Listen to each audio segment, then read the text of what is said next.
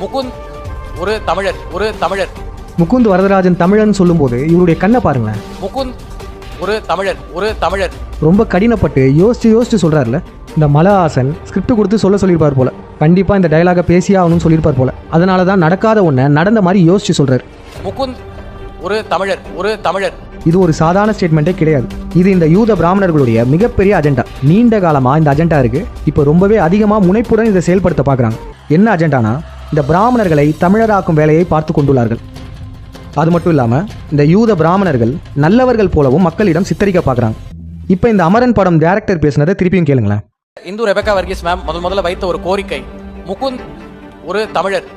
அவங்க அந்த கேரக்டருக்கு ஒரு தமிழ் ரூட்ஸ் இருக்கக்கூடிய ஒரு நடிகரை இதுக்கு காஸ்ட் பண்ணுங்கிறது மட்டும்தான் அவங்க என்கிட்ட வச்ச ஒரே கோரிக்கை.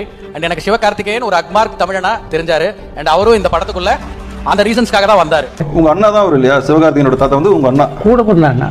அவர் பேர் வந்து கோவிந்தராஜ் பிள்ளை. ஓகே. கருணா கலைஞருக்கு சொந்தக்காரா நீங்க?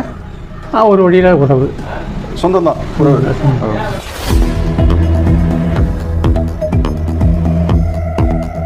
கருணா கலைஞருக்கு சொந்தக்காரா நீங்க? ஒரு வழியில உறவு சொந்தம் தான். அவள் தான் முடிஞ்சு போச்சா? சிவகார்த்திகேயனுடைய தாத்தாவே அவர் கருணாநிதிக்கு சொந்தக்காரவனும் சொல்லிட்டார்.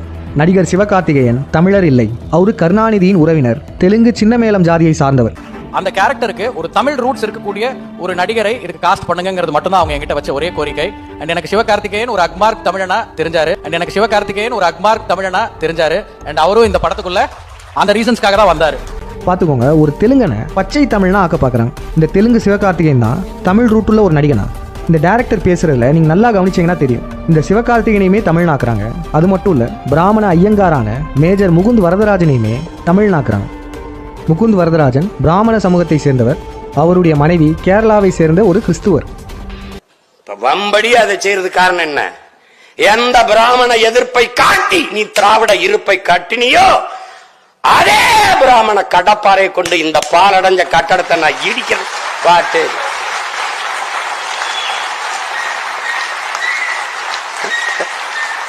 எப்படி